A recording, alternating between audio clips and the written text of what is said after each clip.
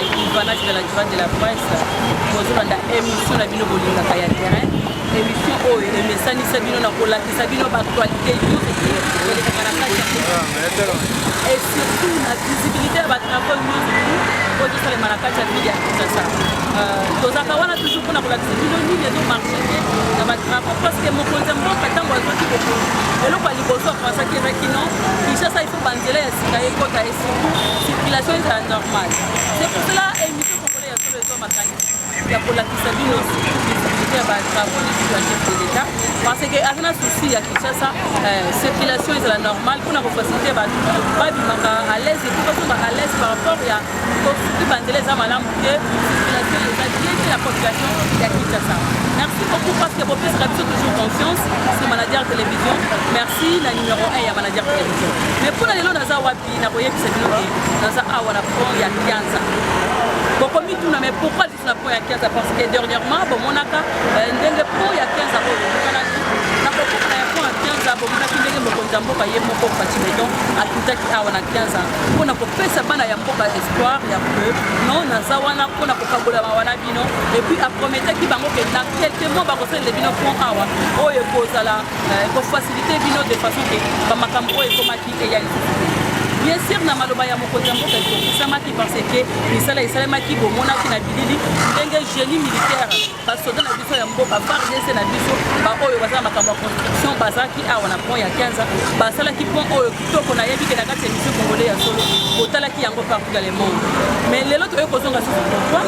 na nsima ya inauguration ya pont quelques mois plus tard toyei komona ke non libulu eye kosalema kaka awa na Kianza nolo ya pont nini eza cause ya libulu wana. C'est pourquoi les autres awa ensemble avec Magloire, Babi, la caméra, ils ont la liste de mon ensemble, ils ont la Simanamo, on a construit le Bébili, la Kito commercial, Magloire, tous on est ensemble équipe à Manager Télévision. Tout là, c'est bien. Ni n'ango est mis sur la pont awa, donc parce que Ndela est capable de bana lemba na bana ngaba va se retrouver sur la difficulté ya collègue. Qu'est-ce qui se passe ici? Parce que bon, basalango mabe, parce que Ndela est s'il a quitté. Qu'est-ce qui se passe? C'est pourquoi Tozawana, pour découvrir ensemble Nabino, pour la image, pour yeba nini et tout s'est passé à et puis tu comme la postule na bana mboka au bazantinga tinga au babuye bisabiso nini yango et s'est passé après inauguration ya pont. Merci beaucoup, merci vraiment surtout pour la confiance Nabino pe fidélité pour tout sur la carte Manager Télévision. Merci na bao yanga nyoso tozonga na image comme ça. Je vais vous retrouver tout juste après.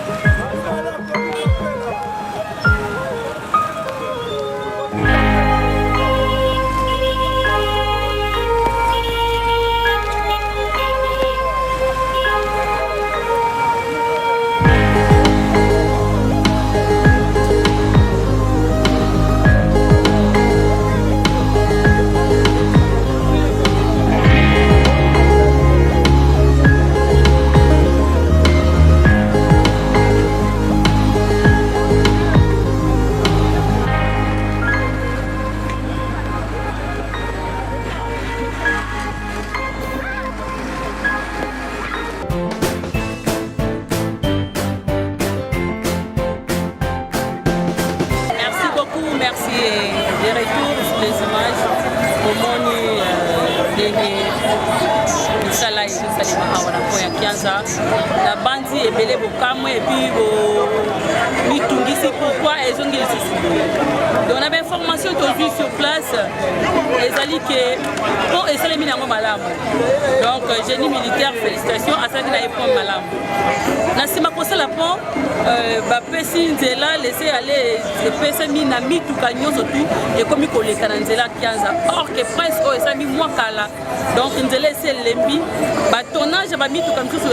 ezokoleka na nzela oyo te mekoma koleka parce que laisse aller ezalaki surtout bachauffeur na biso bayebaka te nzela nini nakoleka na motuka monene epui na bapoi ya minene donc lokola nzela esi ewumelaki bien que pont eza ya sika c'est pour cela eye kosala libulu oyo ebukani na bainformation mosusu mpe bakaniveau oyo ezaki awa ezaki ya mike donc ezaki ya mike kozwa bamai nyonso ezouta lemba mpona kokoka ngo na mai wana oyo eza na pont ezaki facile te donc mai wana ezaki kopanzana c'est pour cela ovd baye kozwa likanisi yake fo basala bakaniveau ya minene e permettre mai eleka malamu avant batonga kaka libulu te me babongisa nyonso mbala moko de façon ke mai oyo ezouta ngambu ya lemba po ekende na pont wana ifo eleka na bakaniveau ya minene merci eza information tozwi sur place kasi bayimboka mpe bakoki koyebisa biso au-delà ya oyo toza informé mais il faut tomeka kotuna bango mpe avi na bango bayebisa biso comment esalemaki epuis ebandaki ya moke ekomi ya monene obien ebandi mbala moko efongwami ya monene mbala moko donc avec vous tokodécouvrir ensemble parce que biso toza sur terrain mpona kozwa information oyo eza vrai ekoyeba cause nango ezaki kaka mai bien ezaki kilo ya mituka merci vraiment à tout le monde merci à maman Olgati Manga merci à Yvonne Ndiowa moi c'est à Pembe depuis Paris merci à toi toza toujours la carte à terrain avec équipe ya manager télévision toza wana surtout to supportaka mo yimbula pona kopesa bino information oyo eza kouta na source tozozonga nanu na bayimboka tomeka konsolola na bango toyeba bango batuvaki libulu yango ndenge bandaki ndenge nini ezaki ya moke ye minene surtout bandeko oyo bazokumba mituka na bamoto bango nde moto bacreye yango ou bien eyaki na nini merci beaucoup ma gloire accompagne-moi comme ça tozolola bana mbongo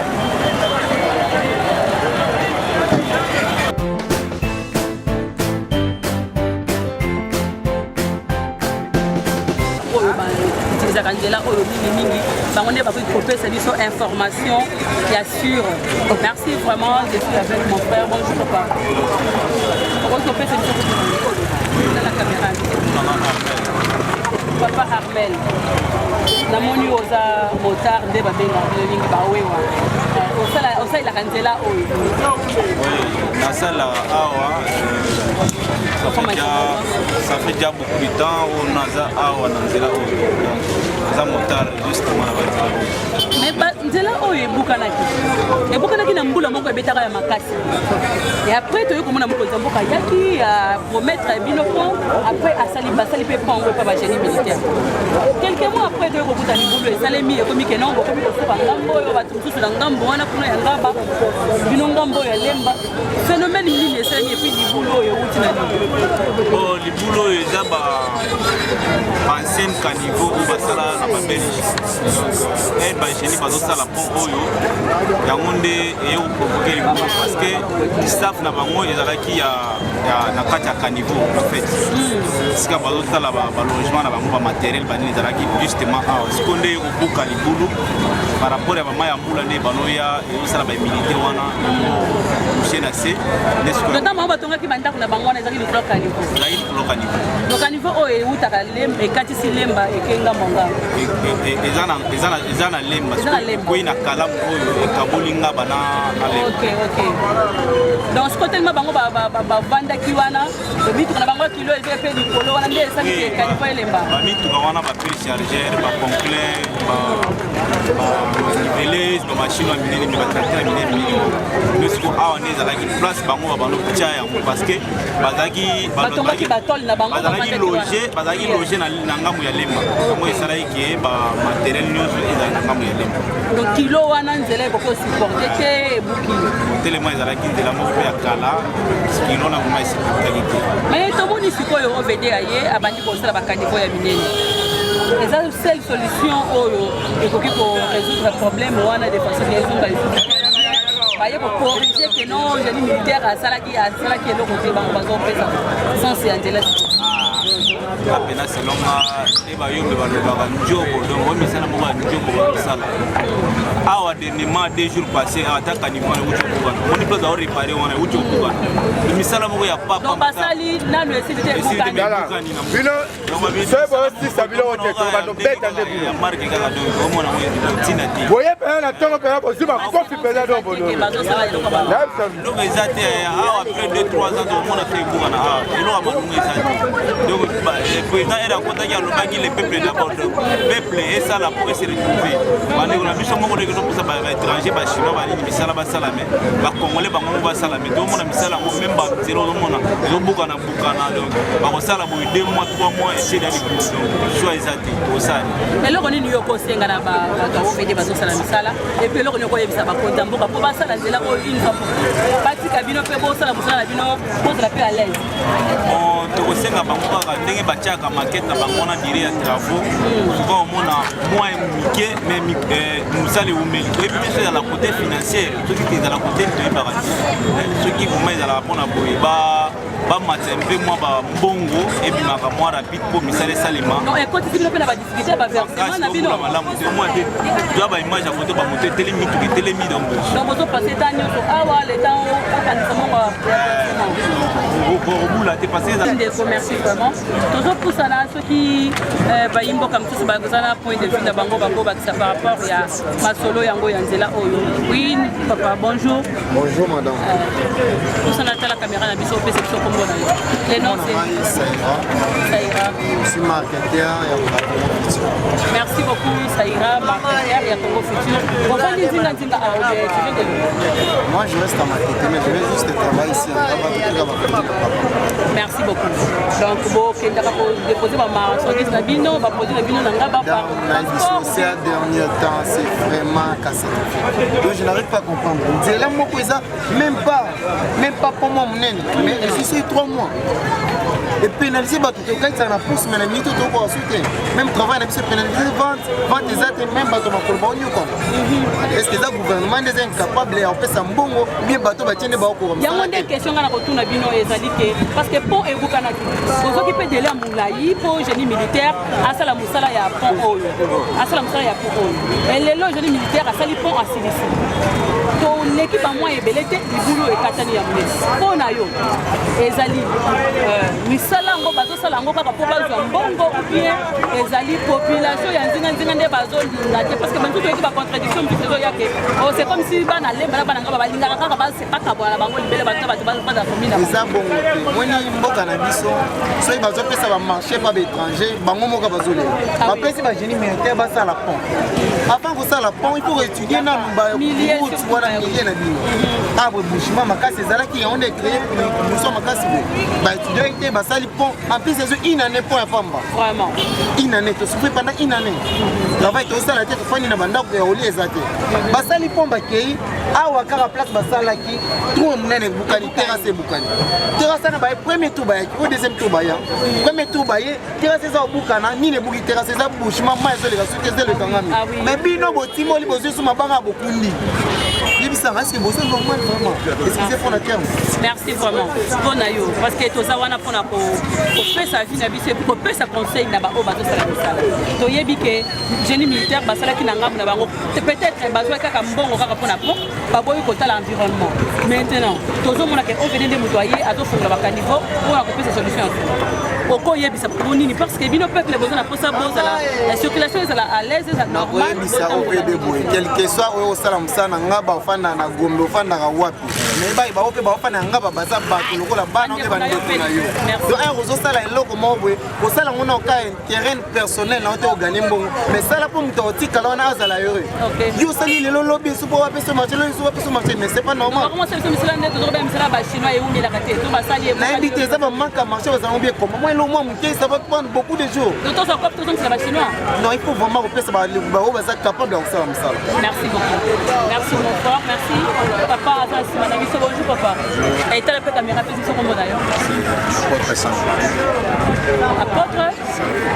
sans plutôt. Merci apôtre. Pourquoi Bakissani par rapport à Obande comme mon problème de pays comme ça, il faut avoir la volonté. Ah oui, merci.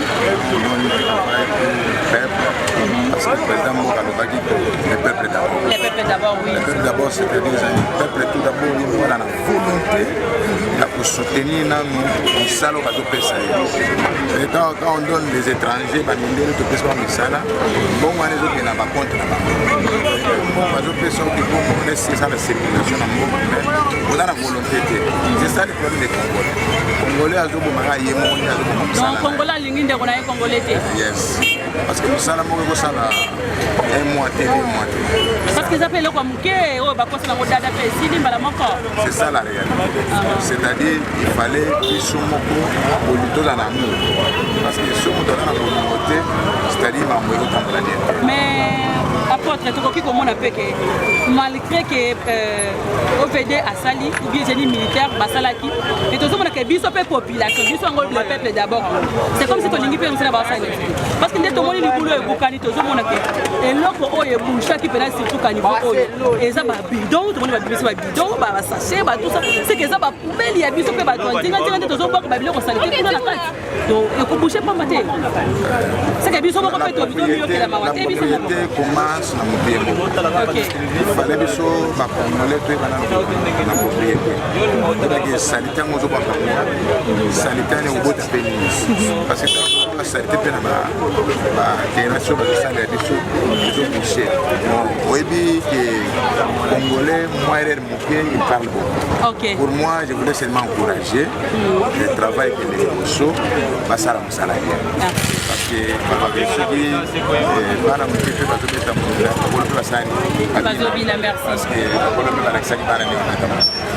j'encourage le gouvernement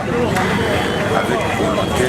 à nous 2021 dans l'année à classe. Merci beaucoup papa, merci aussi à tout le monde qui nous suit. Nous allons continuer toujours dans l'éviter Boyoki Maïbaimbo Kabalobi et la kisi que eza manque de volonté il y a Batoussala Moussala Kassi Moussala ezo salemame ezo tikala inachevé. Donc benga inachevé pourquoi parce que avant il y a pour ça la pont il faut qu'on étudie milliers ndenge bande ko balobi il faut qu'on étudie milliers ko yebake ni ne ko poser donc et là comment ya mabe na sima ya ba travaux de sala donc bande ko na biso ba génie militaire basala ki Moussala bango koko ndenge to yoki na ba tout na ba témoignage biso ko pe tozaki wana tozaki ko ya ko ba reportage tant baza ko sala ba travaux ya pont mais eloko oyo manka ki bango eza ko comprendre que ba niveau ezanzinga ezamike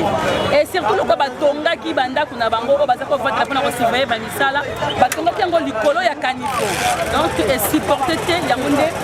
et sali ke no ke buka na parce que yango moko pesa ki boucher merci vraiment pour la bino nyusu bozula da biso na ko rappeler bino de bozula biso sur manager télévision 100% Fati Babi vous êtes à awa surtout pour la visibilité il y a pas de travaux nyusu ya chef de l'état merci ma gloire on va continuer avec les images tozonga tomona comment population bazomona passe pour na kotambola et surtout pour na traverser place en ordre bato moto na bato ya makolo ezo yebana te embouteillage et komi makasi et surtout tous la qui se comment congolais azomilinga te caniveau basaleli yo otonisa na ba poubelle otonisa na ba fulu ba milangi ba tout ça après lobby et kaboli nzela tozongi na passe merci on va se retrouver juste après.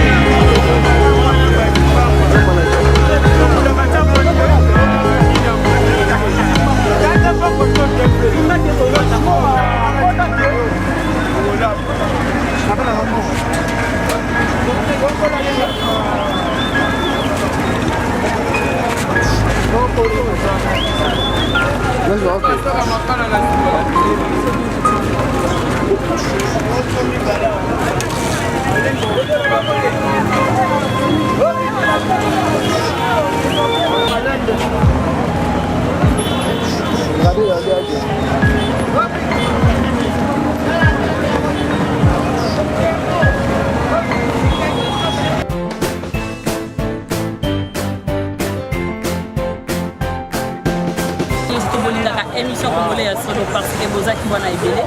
Vous lundi vraiment un reportage de sur la beauté d'union sur awana 15 ans dengue na yebise que nous que non il y a vraiment pour vérifier que yeba nous les autres c'est passé et surtout nous on est passé par congolais pour la passe dans là où ils ont fait ma 15 ans. Merci vraiment pour la confiance de nous parce que vous lundi biso c'est ma dire pour les autres et bon continuer toujours pour la émission congolaise solo et émission à terrain quand on dengue la sabino ba misala nyos s'est passé dans la ville de Kinshasa. Donc, quand on a la ville de Kinshasa, un jour, on a ailleurs, dans la province, pour la relation, comment les travaux des actes salément. On a les lots, on a dit que vu bonne note, surtout dans la misala où il awa, surtout la ndenge OVD, à Zakosa, la ndenge Banamboka Bazole la Basa la bangon, c'est là, et c'est la infra pour tout, parce que Baza comme on a passé. Baza comme on a passé la circulation, Baza comme on a passé, Bami tout comme moyen les cas, moto donc les autres ça va passer ma casse même pour mon population faut pas les cas il faut pas table du colon moi libaya ya muké donc et ça bien été vraiment na 21e siècle oyo so pena ba bonisa côté wana ko sala misala merci vraiment na papa au maire de la miséricorde mon boss mon patron mon papa et ce que vous allez tika été qui met en colo yesu ezala na yo elongo merci aussi na Chantal Mboulou Alphonsine merci à toi maman merci na Olka Timanga ma copine moi Nzambe merci vraiment Olka Timanga Nzambe abati la yo Yvonne Ndiowa babi moi c'est pembe na kati ya Paris Yvonne Ndiowa donc moko azate koleka Yvonne Ndiowa na kati ya Paris wana merci vraiment à toi ma copine Nzambe abati la bino surtout besoin de émission congolaise solo viens engagé Roger les combattants babi la bouche autorisée à Fatima donc merci à toi aussi merci à l'aigle babi aigle du pouvoir et Sikaoza Nzambe après c'est bino kimia sans oublier Monsieur Augustin Mukuta babi Monsieur l'initiateur il y a 1 + 4 a été égal à 0 et donc Pembeni toujours il y a au maire de la miséricorde babi pour vendre des missions sur la carte à manager 100% Fati pour soutenir vision un chef de l'État merci vraiment pour la confiance de Nino et je vous dis bye bye.